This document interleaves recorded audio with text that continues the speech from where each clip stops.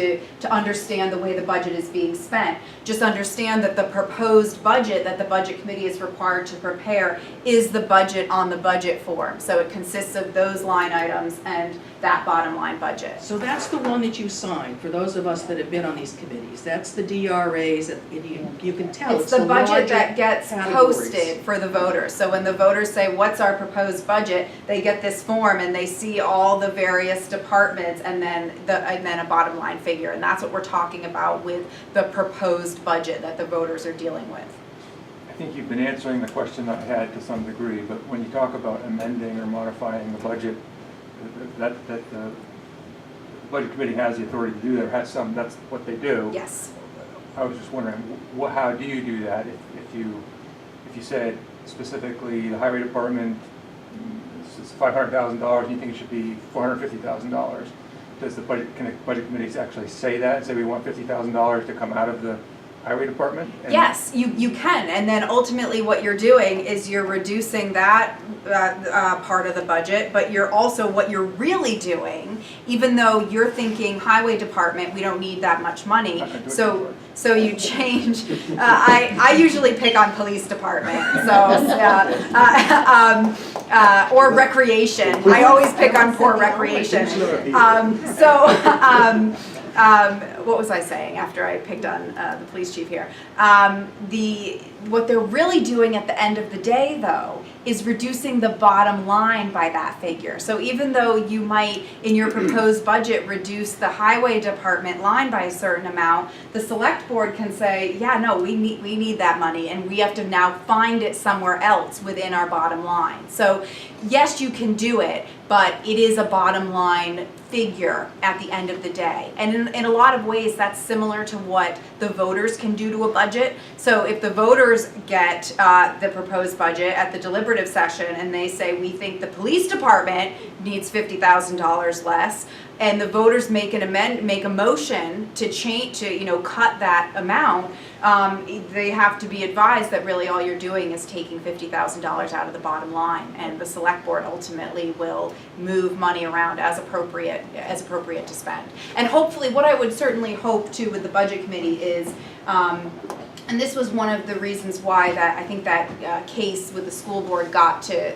the court where it did, was that in saying we shouldn't be spending so much money, that's really, it's not that you can't say that and then make cuts based on that, but part of your responsibility as an official budget committee is to make a budget that effectively addresses the needs of the voters. And it's almost like you're taking away some of their brain power and saying, we're the budget committee, we're going to go into depth on this, and we're going to come up with a budget that we think addresses the town's needs. So if you say we think the budget needs to get cut, I would hope that there would be support for why the draft budget is too much or too little. And a lot of that support is going to come from looking at expenditures from last year, or looking at needs, or the capital improvements program, or whatever the case may be, that supports why more or less money is needed in the budget. So you should always be trying to think, why is it that we think this needs to be more or less, and how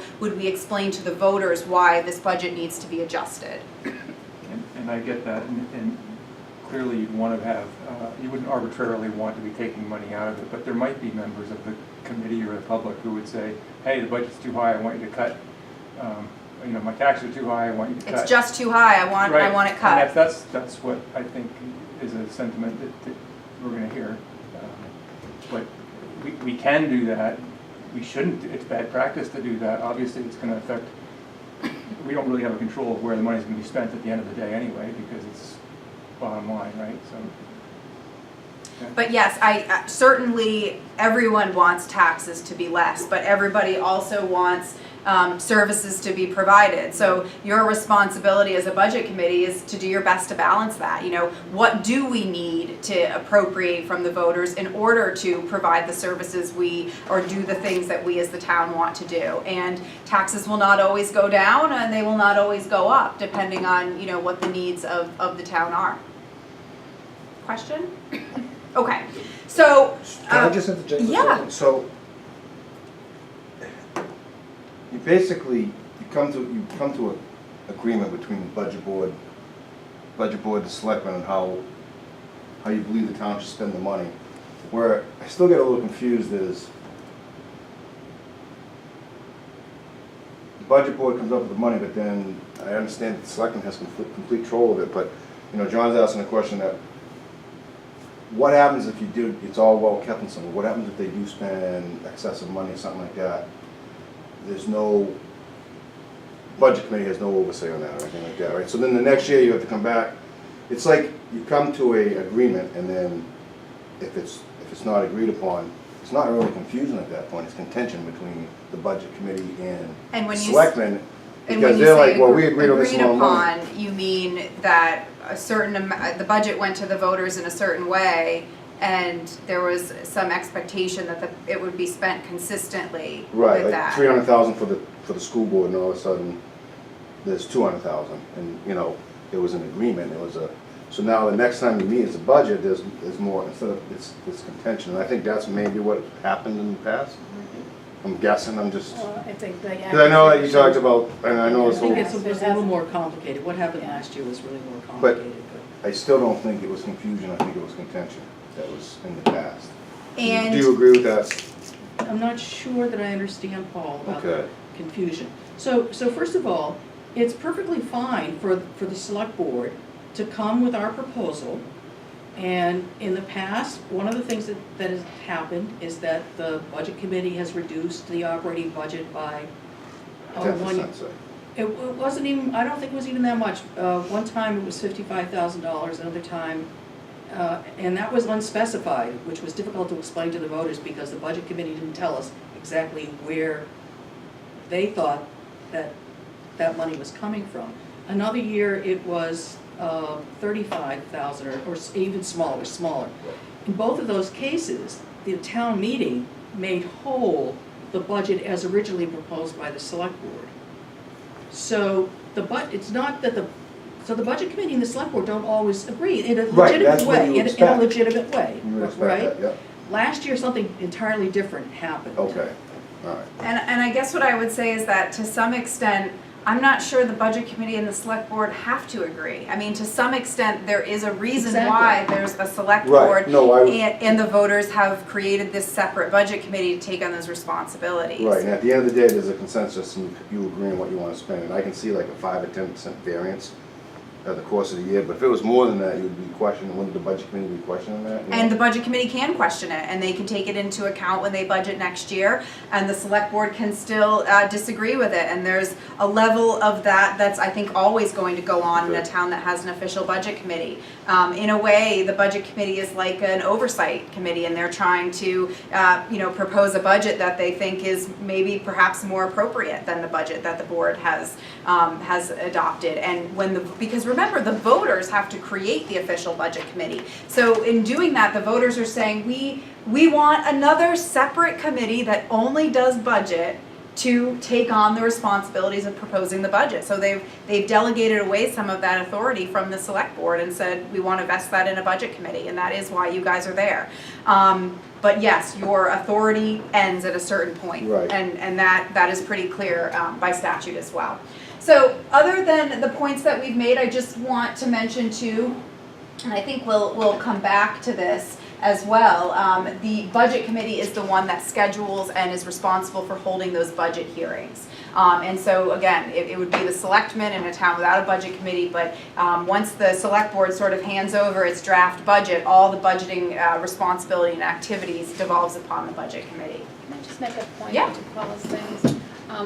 The bottom line is, at the end of the day, the budget committee budget goes to the town for voting. Correct. Right. So, in the public hearings before the town vote, it is the responsibility of either the select board or the school board or the budget committee to plead your case to the town and let them make the decision on how they're gonna what they're gonna bring forward to, the approval. And Right. let's come back to that when we talk about Okay. warrant notice and Okay. amendments, and I think we can circle back. Yeah. Okay.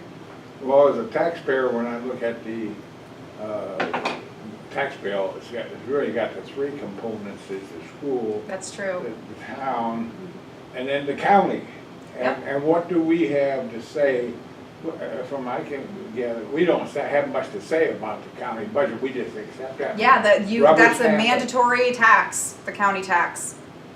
I will say, excuse me for interrupting, that they have public hearings and we can all go to public hearings. That's true. At the county, so if we want to do that, that's a good thing, and I'll say that the county budget is now, what did I calculate? 70%, I think, of the municipal budget. But you're correct, there are budget hearings, but the commissioners do adopt their own budget, and so once that is adopted, it's like a mandatory assessment on the town. And it's been going that up. they're required to pay. I hear you. So the way that we usually break down the basic law of budgeting is into what we call the 7 key concepts, and that really is the way the basic law of budgeting book is broken down into 7 key concepts of budgeting. So they don't necessarily follow the budget law statute in order, but hopefully they follow a logical order for going through sort of the budget process. So I'm going to do my best to get through as many of these as I can. So the first key concept is the concept of appropriating money. No one gets to spend any money unless the money has been appropriated and raised from certain sources that you are allowed to raise money from. So when we talk about appropriating money, or when we say, is there an appropriation, or we need an appropriation for that purpose, we are literally talking about a legislative body act, so the voters authorizing the expenditure of money for a particular purpose. So when you hear the word appropriation, it's an authorization to spend money for a particular purpose. And in a way, your operating budget is made up of tons of appropriations, tons of different purposes for which money can be spent. And all of those separate warrant articles that follow your operating budget article are separate appropriations, separate and apart from the operating budget. So you've got your bottom line operating budget, which is the budget that the budget committee is responsible for. And then you've got separate warrant articles that often also contain appropriations, meaning statements basically asking the town to authorize the expenditure of money for other reasons outside of the operating budget. But whether it's a line in the operating budget or it's a separate warrant article with a dollar amount, they are all appropriations. They are authorizations to spend money. They are not mandatory, it does not mandate the expenditure for money for that particular purpose, or the expenditure of that much amount of money for that particular purpose. What the legislative body is essentially doing is telling the select board, the spending agents, yes, you can spend money for that particular purpose. Yes, you can have $5,000 to update the ballpark or whatever the case may be. That's an appropriation. It's an authorization to the select board to spend money. The reason that all of your warrant articles say to see if the town will raise and appropriate means not only do the voters have to authorize the expenditure of money for a particular purpose, they also have to say where it's coming from, and that's what raise means. So sometimes it's being raised from general taxation, coming out of, raising the tax bill perhaps, and sometimes it's coming from other sources like grant money, like the general fund, money that lapsed at the end of last year. Or maybe you have a capital reserve fund and you are taking money out of it to spend for that particular purpose. Regardless of where it's coming from, every separate warrant article that contains an appropriation needs to also say where the money is coming from. And sometimes you'll see a warrant article that has money coming from different sources. A little bit from a capital reserve fund, a little bit from a private donation, a little bit from a bond, some from taxation, and you have to state all of the sources from which the money is coming, and you have to show that it totals up to the total appropriation that you want to get. In fact, the Department of Revenue, if they can't tell how much is coming from each source, if you have a bunch of different sources you're raising money from, they will disallow it as procedurally defective, because they will not just assume that you meant to, take an equal amount of money from each particular source. So you have to be very specific when you write warrant articles. And when I say you, I want to also make clear that while the budget committee deals with the operating budget, it is the select board, because they have responsibility over the town warrant. It is the select board that writes other warrant articles other than the operating budget article, which means the select board has the authority to write warrant articles that contain other appropriations, separate and apart from the operating budget. That being said, when the budget committee holds its budget hearings, they are required to include in their budget hearings all appropriations, so that's the operating budget and any other separate warrant articles that contain appropriations, which, by the way, would also include petitioned warrant articles that contain appropriations. So that's sort of another just a division of responsibility, is that yes, the operating budget goes over into the hands of the budget committee, but the select board can still have other warrant articles that go on the warrant and propose appropriations. Yes. Is it not true, however, that the role of the official budget committee towards those warrant articles is to recommend or not recommend? That's They correct, have and we will they get have no to ability recommendations. to amend Yep, those. we will get to recommendations in a moment, Thank you. but yes. So again, it's a legislative act to appropriate. You always need the voters to say, yes, go ahead, you're allowed to spend money for that particular purpose. And as you'll see, I put up here that appropriations, as I've said, can be in warrant articles, in the operating budget. And sometimes they can come, as I've said, from pre-established funds, meaning that sometimes you'll have an expenditure from a fund that the town created a while ago. It's just sort of a note to mention here is that you probably have capital reserve funds in your town, right? And do your capital reserve funds have agents to expend? Is the select board agents, or do you generally have to go to the voters? Some of them we have agency Mhm. and some not.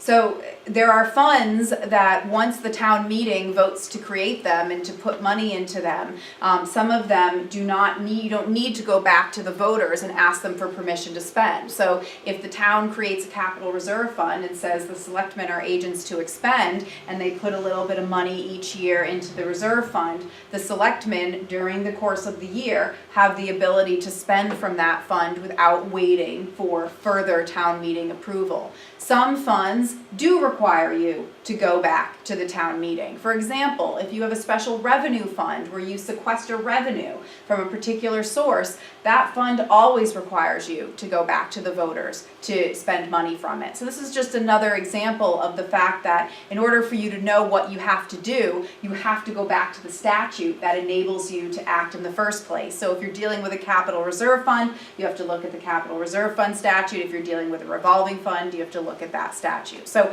some appropriations, once the fund is created, will allow either the selectman or another agent to spend money from the fund without needing to ask the voters for another separate appropriation. Yeah. Must the expenditure be for the purpose of the Yes. fund? Or Yes. can it So not be? one thing really important about trust funds, capital reserve funds, non-capital reserve funds, revolving funds, special revenue funds, is that they are restricted to some particular purpose. And if you've got the fire department equipment capital reserve fund and the selectmen are agents to expend, they cannot spend money on it to repair the town hall roof. They have to only spend money on fire department equipment. No crystal chandeliers. No crystal chandeliers, not even in the fire department.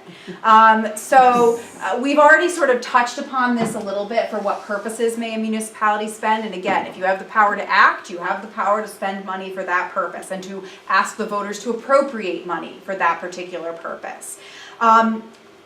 So one of the important things about spending money and the purposes for which we spend money is they must be for a public purpose, meaning we are not able to spend taxpayer money or money that comes to the municipality just to privately benefit individuals, or we have to actually spend money in a way that benefits the public or that serves the public, even though we may not always serve the entire public at all at the same time. So while you can spend taxpayer money to, again, have a fire department, just because not everybody will use the fire department in their course of living here does not mean that it's an improper purpose, because public safety serves a public purpose, right, when you look at it on the whole.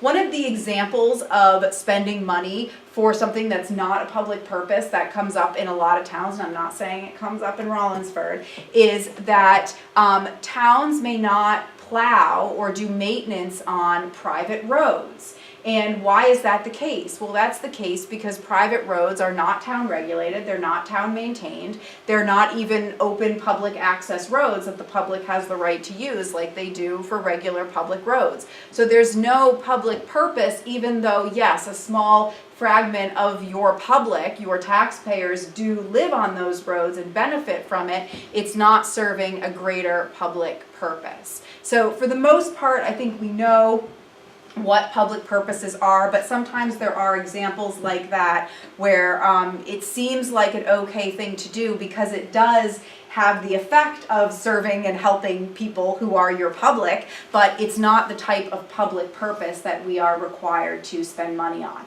Another example that we sometimes get questions on is, well, can we make sort of like a donation to a nonprofit organization? And the answer is yes, to the extent that there is some quid pro quo between the municipality and the nonprofit, like the VNA providing services to your public and to your community, but not a straight donation where there's no public purpose that comes back and is available to the public.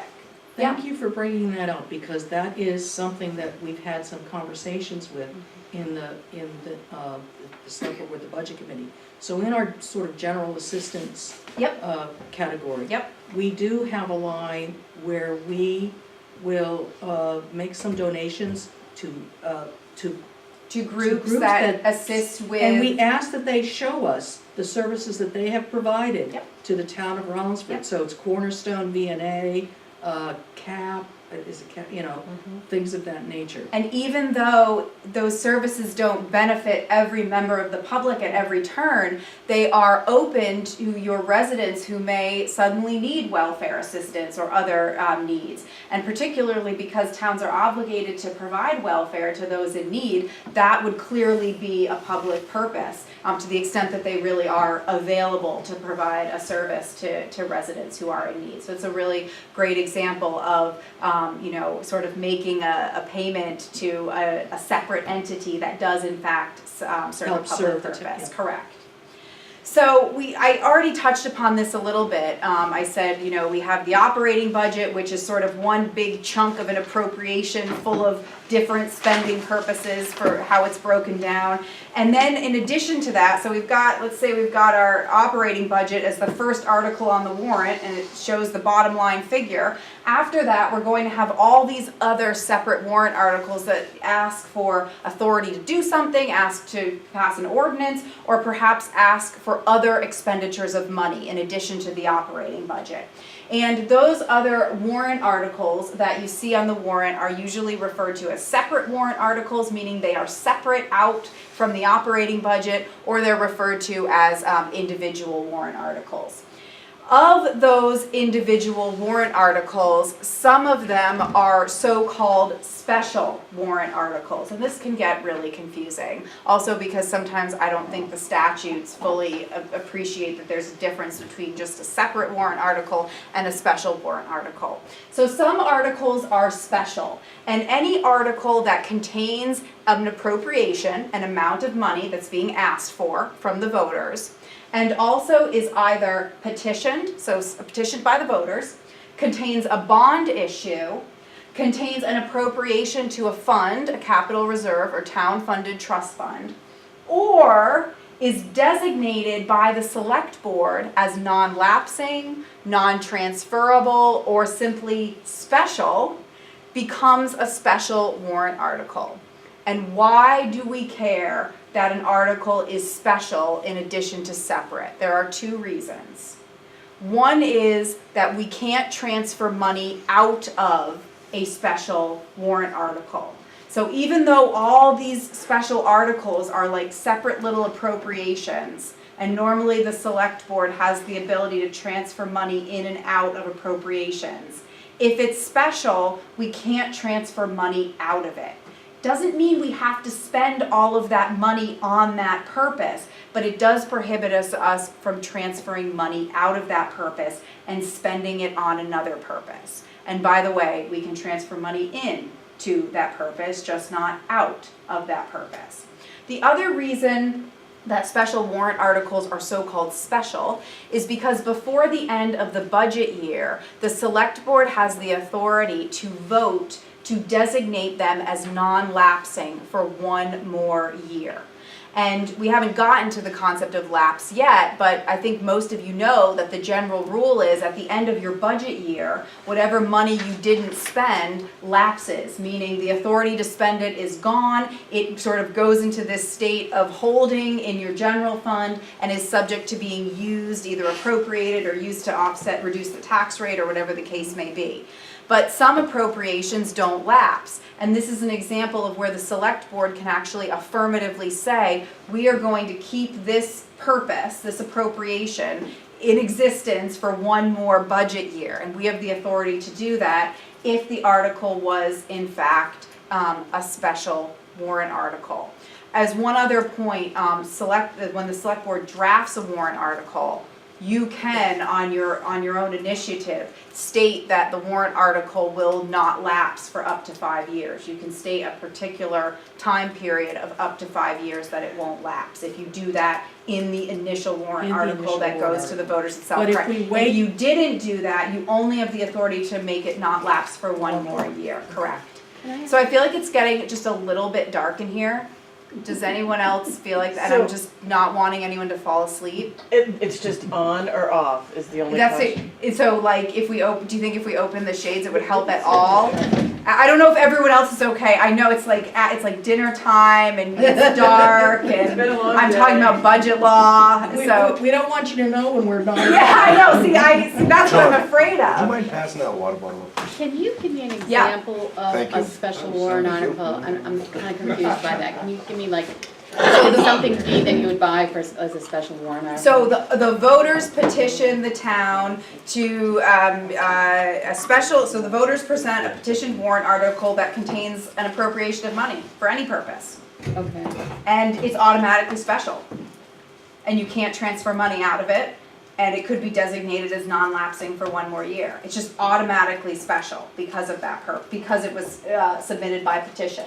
Capital Reserve Fund, so to see if the town will appropriate $10,000 into the already existing fire department equipment capital reserve fund. That is automatically a special warrant article, and the select board can't transfer some of that $10,000 into a different purpose. They can only put that $10,000 into the capital reserve fund. so you're saying all of those are special Correct. funds? I'm sorry, I misunderstood. no that. problem. I get it now. No Okay. problem. So It there's- is confusing. Yeah. So appropriating, raising and appropriating money to add to a capital reserve fund, Yep. which we do. For that particular thing, there'd be no reason to sort of make that non-lapsing. No, and you Right, and you because don't. every year we're Correct. asking for authorization Correct. to buy something funded by that, so. And that's- I don't know how often a select board uses this, but let's say you wanted to raise and appropriate, $10,000 to put new windows in the town office. And the select board drafted this warrant article. They wanted to put it as a separate warrant article because they wanted the voters to say, yes, we are willing to spend that much more money just on new windows. And the select board could designate it as non-lapsing for 2 years so that if they don't complete the window project by the end of the budget year, they can finish the window project next year. Or let's say they just designate it as special, they don't put any time limit on it, they designate it as special, the end of the year is coming up and they say, we still need this money, we didn't finish this, so we're gonna vote before the end of the budget year to designate it as non-lapsing for one more year. So it is a viable option. Now, under the circumstance of the bond article, that is special anyways, but bonds are not lapsing anyways until their purpose is completed. So while a bond article is special and you can't transfer money out of it and it doesn't lapse, that's in part because the bond statute, chapter 33, tells you that you can only spend the bond money for the purpose for which it was authorized and that it doesn't lapse, meaning it continues to be available to you until the time at which the project is completed. Yeah. Capital reserve funds, if they are not designated for police cruisers, fire trucks, any particular purpose, is that money that can just accrue there and then we go to the town to say we'd like to take money out of the capital reserve fund for whatever? All funds like that need to be established for a particular purpose by Okay. law. So if you have a capital reserve fund, it needs to be the something capital reserve Okay, fund. so it can't just be. It can't just be like a generic savings account. You have Okay. to break up your funds in different ways. Okay. Keep in mind too that, you know, capital reserve funds technically are only for capital acquisitions or capital improvements. You know, you want to buy the $400,000 fire truck. You want to build, you know, the new public safety building, you know, capital projects. But you also, as a town, have the ability to establish town-funded trust funds or non-capital reserve funds, which are same concept, but they're basically like savings accounts for non-capital things. So you could have a non-capital reserve fund for maintenance of the town grounds, and you could put money away into those non-capital reserve funds so that you have money on hand for that purpose. But yes, there has to be a purpose associated with the fund. So I have two questions, Yep. one related to what you just said. So if we no longer allow people to, our employees to be remunerated for unused sick leave, Okay, but there are people, employees that we have for whom they. before that yes. changed, And yes. so we have, you know, we are maintaining good faith with that. Yeah. And then we also think about sometimes just the regular termination payouts that we may have for people.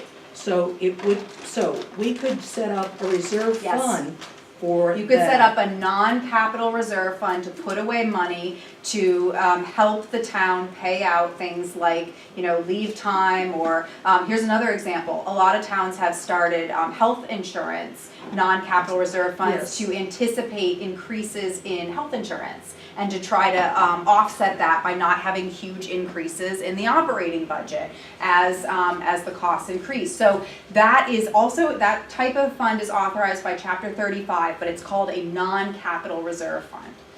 And it really allows towns to, whatever, as long as it's a purpose for which you're allowed to spend money, you can create a reserve fund and ask the town each year to put some money into it to offset huge expenses later on. So my other question is about capital improvement. So we, the town, actually before I think I was on the board, voted a capital improvement project reserve fund, something like that. Okay, In order to fund, purpose was to fund items that are on the capital improvement project plan. okay, yes. So we do, every year, we update a capital improvement project plan, and that does contain like fire engines Yep. and police cruisers and plow attachments, whatever. And so we then have warrant articles that say to raise and appropriate $12,000 to purchase a, what do we purchase? A brush mower Yep, for the highway department thing, the money to come from the capital improvement reserve fund created for that purpose. but does that capital reserve fund require the town meeting to appropriate it, or are you agents to expect? We are not Oh,